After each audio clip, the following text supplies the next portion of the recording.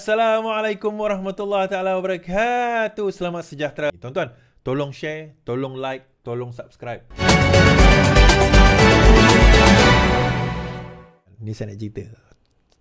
Wan Saiful Wan Chan dapat DNAA, discharge not amounting to acquittal, dilepas tanpa dibebaskan. Wow. Macam mana ni? Dia baru kena dakwa, Is. Macam mana dia lepas tak dibebaskan? Pelik. Wan Saiful Wan Chan dapat DNA tapi hanya untuk 30 minit rupanya. Ralat pada sistem komputer mahkamah menyebabkan pemimpin bersatu Wan Saiful Wan Chan mendapat status dilepas tanpa dibebaskan oleh mahkamah hari ini. Bagaimanapun dia hanya untuk tempoh 30 minit saja. Pada permulaan prosiding mahkamah berlaku kesilapan pada sistem komputer yang menyebabkan 18 pertuduhan terhadap pengubahan wang haram tidak dapat dibaca. Ia menyebabkan Hakim Mahkamah Session Azura Alwi membuat keputusan DNAA sementara menunggu kes dipindah ke kamar mahkamah yang lain. Pembebasan itu bagaimanapun hanya bertahan sebentar saja. Pertuduhan terhadap Wan Saiful kemudian dibacakan sekali lagi di hadapan Hakim baru Suzana Hussein. Bekas Ketua Penerangan Bersatu itu mengaku tidak bersalah dan mohon dibicara. Bercakap kepada pemberita, anggota Parlimen Tasik Gelugor mempersoal bagaimana semua itu boleh berlaku. Baik.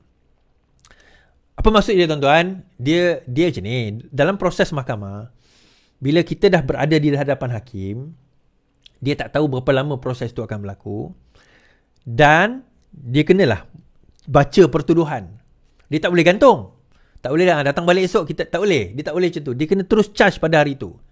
So disebabkan ada sistem mahkamah tu ada problem, tak tahulah apa yang sistem problem login tak boleh ke apa ke, sesuatulah yang berlaku. Menyebabkan dipindah ke mahkamah sebelah.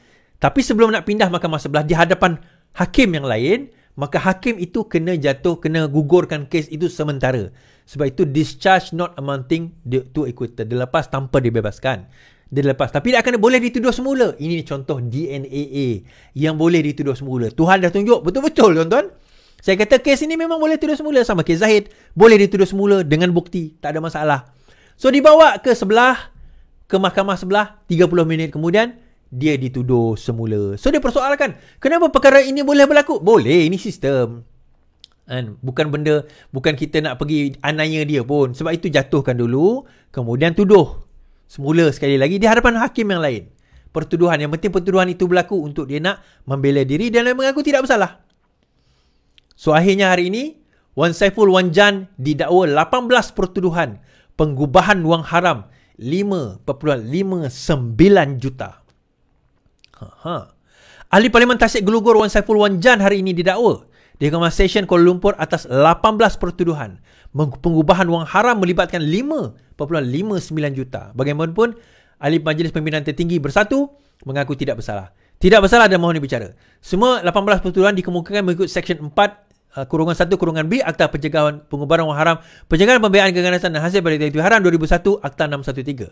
Jika sabit kesalahan, dipenjara sehingga 15 tahun dan denda tidak kurang 5 kali jumlah atau hasil haram atau 5 juta atau yang mana lebih tinggi.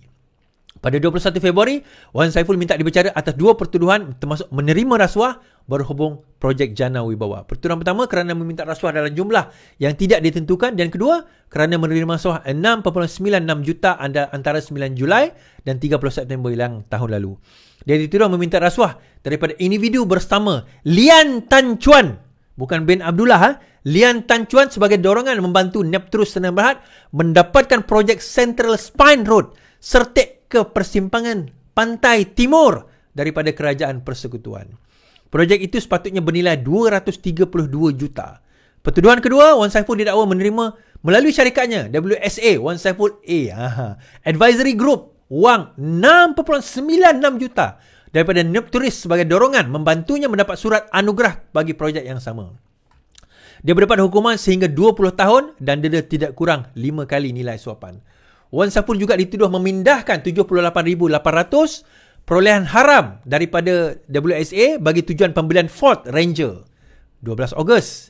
13 pertuduhan lain melibatkan pengubahan wang haram berjumlah 2.31 juta berkaitan dengan pemindahan hasil haram yang didakwa dari akaun syarikat ke syarikat, organisasi dan individu lain.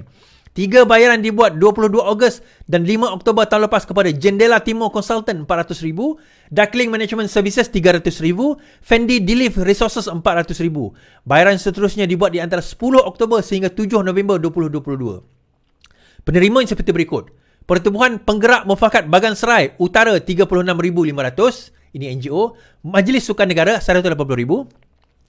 PYI Global Trading 120,000.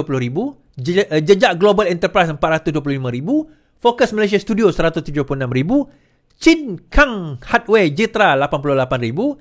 Syed Jafar Syed Aziz 33,000. Sinar Karangcraft Seniam Berhad 38,160.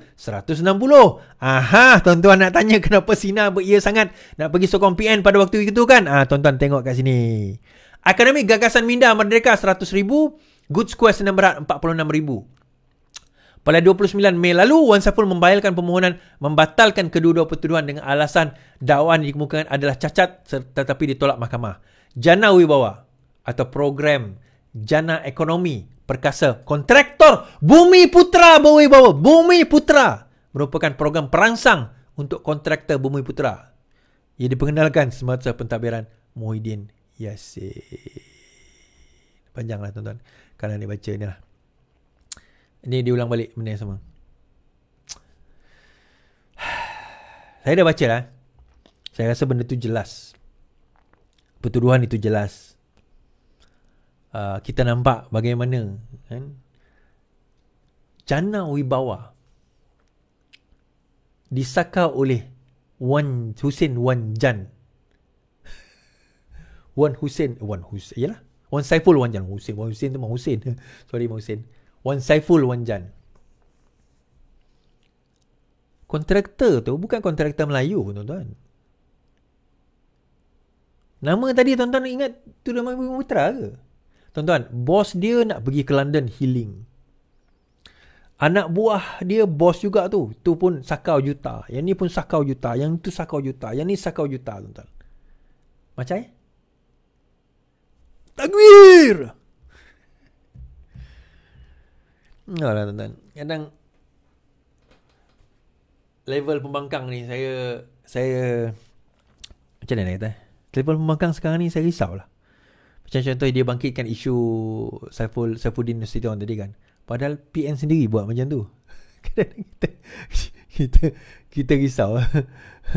Kita risau kan. Aduh, entahlah. Tapi itulah yang sekarang ini kita hadapi. Dan insyaAllah macam saya kata kan, kadang-kadang kita tak ada depan kita ni jutaan ringgit lagi. Not yet. Belum ada lagi jutaan ringgit kat depan mata kita.